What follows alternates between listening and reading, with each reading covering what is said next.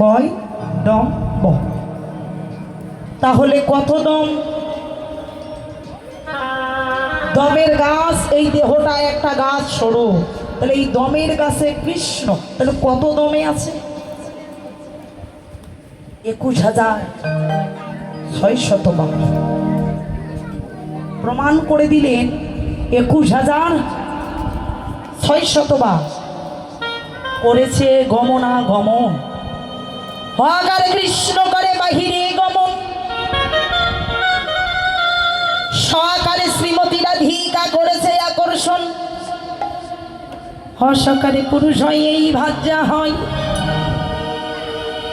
ভাবনাতে বিপরীতে তোমরা জানিবে নিশ্চয়।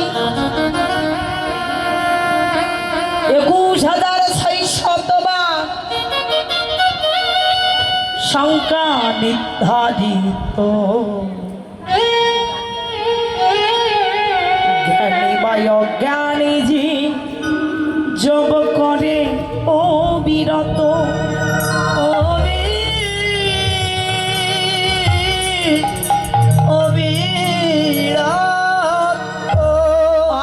চৈতন্য হলে জীবে মানব জনম পাইয়া কোনো মূল্য না। কারণ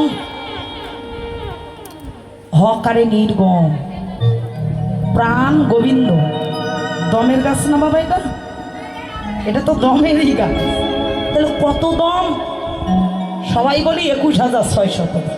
সত্যি 21,600 বার এই ঘরের মালিক আসা যাওয়া করছে। কোথায়? এই প্রাণ দিয়ে। শাস্ত্র বললেন তাহলে 21,600 বার সংখ্যা নির্ধারিত, জ্ঞানী অজ্ঞানী জপ করে অবিরত। তাকে দেখুন পাগলও জপছে, জপে না, যাওয়া আসা করছে না, পাগলের যাচ্ছে না, পাগলেরও যায়, একটা পশুরও যায়, একটা পাখিরও যায়, যায় না বাবা? পাগল, একটা পশু, একটা পাখি, প্রত্যেকের তো যাচ্ছে, যায় আবার আসে, আবার যাই আবার আসে। তো বলছে অচৈতন্য হলে তোমার মানব জন্ম পেয়ে কোনো লাভ নেই। কারণ এজন্য আমাদের আর পশুদের মধ্যে পার্থক্যটা বিচার করলে, কারণ পশু পাখিরাও অক্সিজেন ব্যবহার করছে, করছে না? আমরাও করছি, আমরাও বাতাস গ্রহণ করছি, ওরাও করছি, আমরাও গ্রহণ করি ছেড়ে দেই, ওরাও গ্রহণ করে ছেড়ে দেয়। শাস্ত্র বলে না অচৈতন্য যদি হয়ে যাও তাহলে মানব জন্ম পাওয়া আর পশু জন্ম পাওয়া একই কথা। অচৈতন্য যদি হও মানব রূপে তাহলে তোমার আর পশুর মধ্যে কোনো পার্থক্য নাই। তাই ভক্তি পথে শরণ নিতে বললেন আমার চৈতন্য মহাপ্রভু গোসাই। মহাজন বিচার করে বললে তাহলে দেহটা ঘর, ঘরের একজন মালিক আছে, এই মালিক চালাচ্ছে তাই আমি চলছি। যেদিন মালিক দরজাটা বন্ধ করে দেবে সেদিন আমি আর চলতে পারবো গো। মালিক যেদিন দরজায় তালা ঝোলাইয়ে দেবে ঘরে আর ঢুকতে পারবো না। বাসা বাড়িতে যারা ভাড়া বাসায় থাকেন না, ভাড়া বাসায় যদি মাইনে দেওয়া না হয় তাহলে মালিক কি করে? রুমে তালা ঝোলায় না? কি দাদা তালা ঝোলায় না? বেতন দাও নাই, তালা দেবো না তো কি করবো? তো সেদিন ঘরে যত তোমার মাল সামানা থাক ওগুলো নিতে দেবে? দেবে গো মা? দেবে না গো। দাদর দেহটা আমার ঘর সরু, ঘরের একজন মালিক আছে, যেদিন আমার মালিক আমার ঘরে প্রবেশ করিবে না গো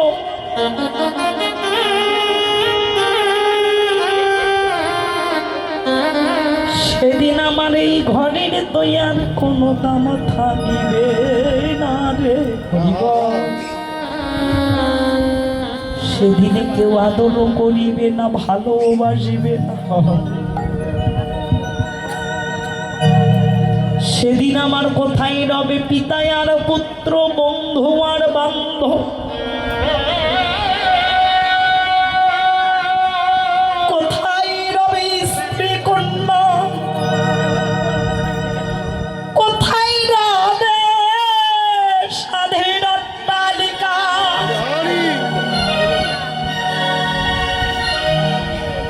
নিজের মনটাকে একবার প্রশ্ন করে দেখো ভাই,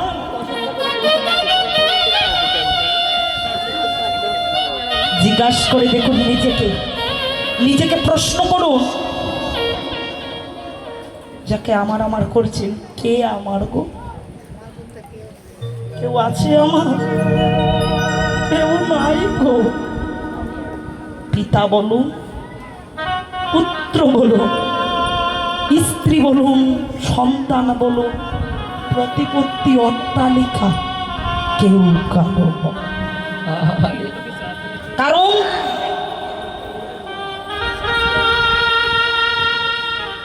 মোবাইলে যখন সিরিয়াল দেখি, টিভিতে, টেলিভিশনে ইত্যাদিতে, ল্যাপটপে যখন আমরা সিরিয়ালগুলো দেখি, দেখেন না মা? সিরিয়ালগুলো দেখি তো, সন্ধ্যা হলে সন্ধ্যা প্রদীপ দিতে ভুলে যাই, কিন্তু সিরিয়াল দেখতে ভুলি, সত্যি। কিন্তু সিরিয়ালে বাস্তব একজন আরেকজনের সঙ্গে অভিনয় করছে, করছে না বাবা? দয়া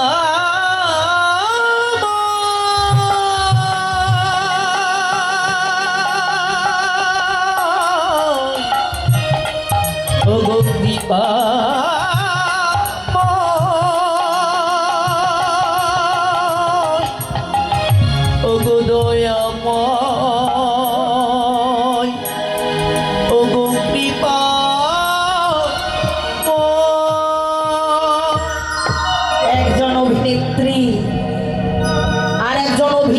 সঙ্গে অভিনয় করছে, অভিনয়টা যখন শেষ হয় তাদের সম্পর্কটাও শেষ, তাই না? আবার একটা নতুন করে তারা চরিত্র গঠন করে, অভিনয় তৈরি করে, কখনো বাবা, কখনো ভাই, কখনো বন্ধু ইত্যাদি সম্পর্কে জড়াইয়ে যায়। কিন্তু অভিনয় শেষ হলে তাদের সম্পর্ক আর থাকে না। তদরূপ বিশ্ব ব্রহ্মাণ্ডটা একটা চলচ্চিত্র, প্রত্যেকে আমরা এক একজন অভিনেতা আর অভিনেত্রী, সবাই, কেউ বাকি নয়, প্রত্যেক অভিনেতা, কেউ প্রত্যেক অভিনেত্রী, কেউ বাবার অভিনয় করছে, কেউ মায়ের অভিনয়, কেউ স্ত্রী, কেউ বন্ধু। যেদিন আপনাদের অভিনয়টা শেষ হয়ে যাবে, সেদিন আপনাদের সম্পর্কগুলো ভেঙে যাবে। যাদের মহে বসে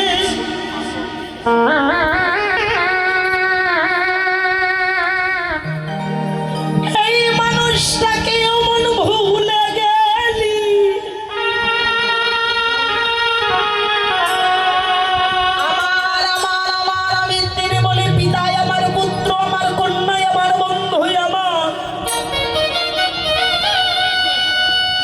চোখ বন্ধ করে দেখো, কেউ নয় আমার। যেদিন তোমার জীবন থেকে অন্তিম সময় এসে যাবে, যেদিন তোমার জীবনে তোমার ঘর থেকে প্রাণ গোবিন্দ চলে যাবে, সেদিন গোবিন্দ বিনায় আর আপনজন তোমার জগৎ থেকে হরইবে না। তুমি চলে গেলে ও জগতের লীলা শেষ করে চলে গেলে বড় জগতে। সবাই বলে, সনাতনে বিশ্বাস করে যদি মারা যায় তবে বৈতরণী পার করতে হয়। ওই বৈতরণী নদীর ঘাটে গিয়ে দাঁড়ালাম, দাঁড়িয়ে দেখি আমার পরে যারা আসতেছে তারা সবাই পার হয়ে যাচ্ছে। সবাই যাচ্ছে গো মা, কিন্তু আমি পার হতে পারছি না গো। কারণ নাবিক আমার কাছে করি যাচ্ছে, কিন্তু আমার কাছে তো করি করি না। সেদিন প্রভু আমার ওই কিনারে বসে জিজ্ঞাসা করছে, মূর্খ জি, যার জন্য তোকে ভবে পাঠালাম, তুই ভবের বাজারে গিয়ে আমাকে ভুলে পরে কে আপন ভেবে রে তুই বাঁধিলে সুখের ঘর,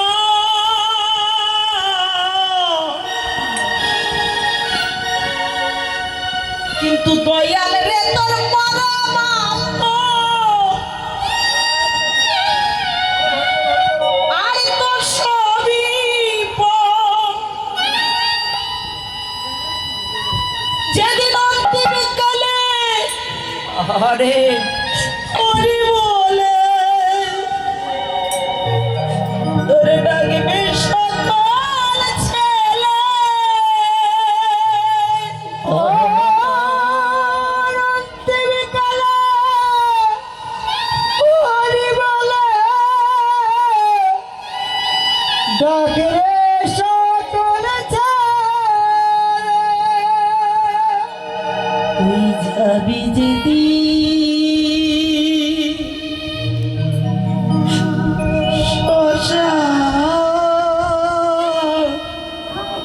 ঘাটে,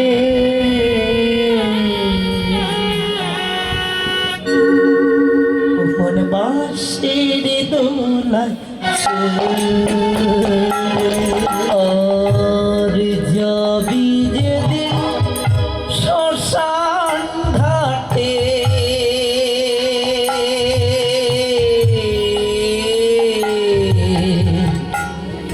বাঁশের দোলায় চোরে।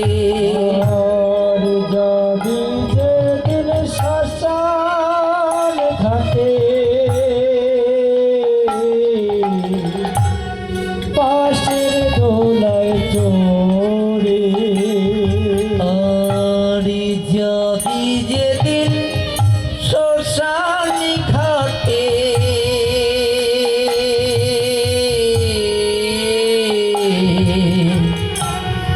বাঁশের দোলায় চোরে।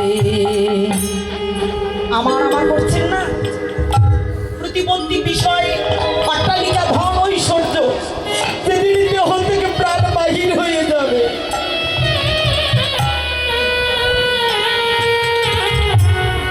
সঙ্গে দিবি আর মুঠোটি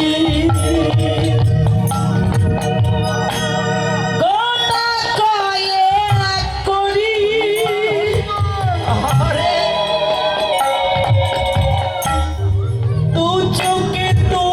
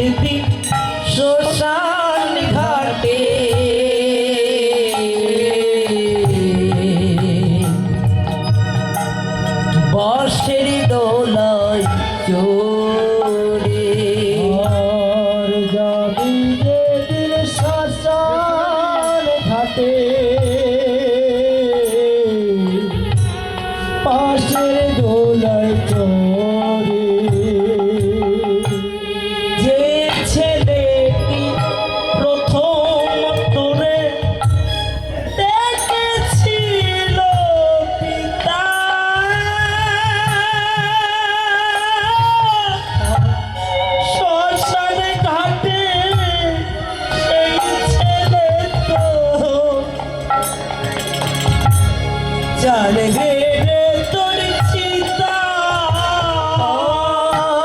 প্রথম তোকে যে ছেলেটি দেখেছিল পিতা শ্মশান ঘাটে সেই ছেলে তো জানবে রে তোর চিতা সেদিন পরিবেশ এই সাদের দেহ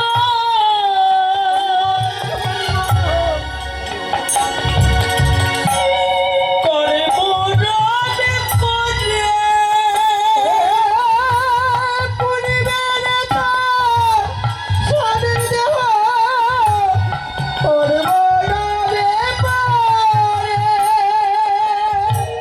মোরবে করে সেদিন সাদের দেহ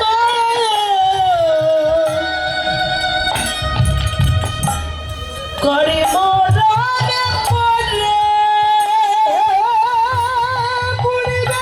করে সাদের দেহ করে মোরবে করে যদি শ্মশান ঘাটে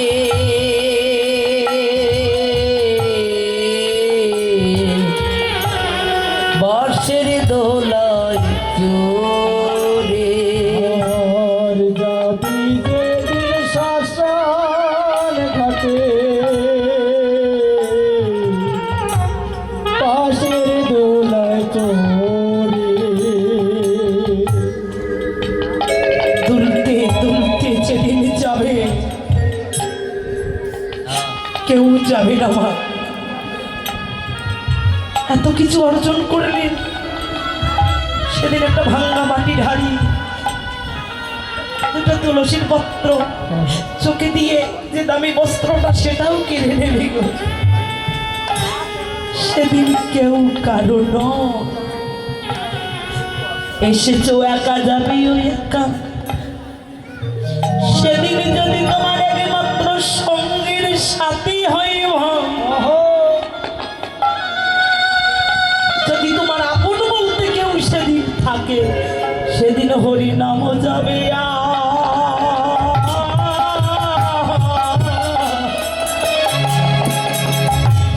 তোমার প্রাণ যাবে হরি নাম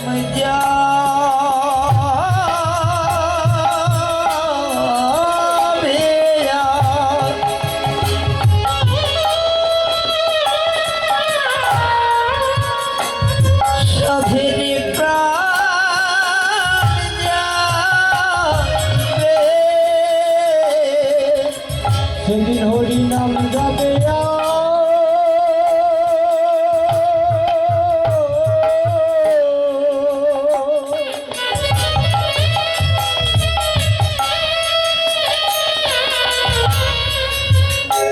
সাধের প্রাণ যাবে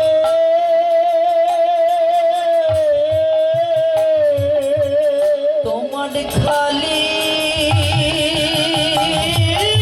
খাঁচা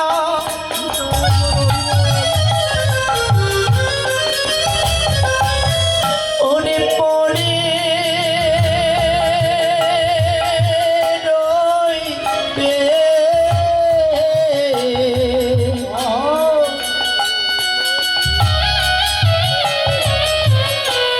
সেদিন সঙ্গে হরি নাম যাবে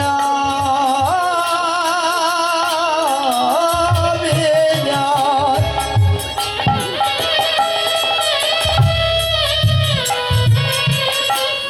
সাধের প্রাণ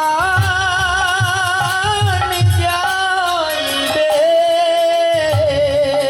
তোমার সঙ্গে সাথী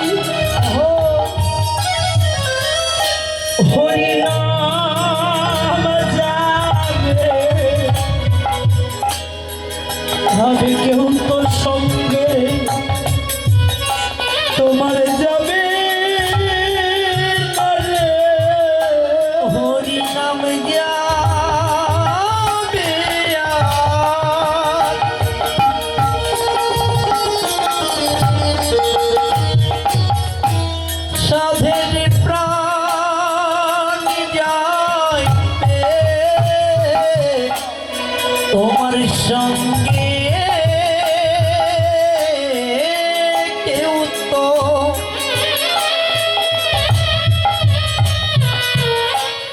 ওরে যাবে না রে,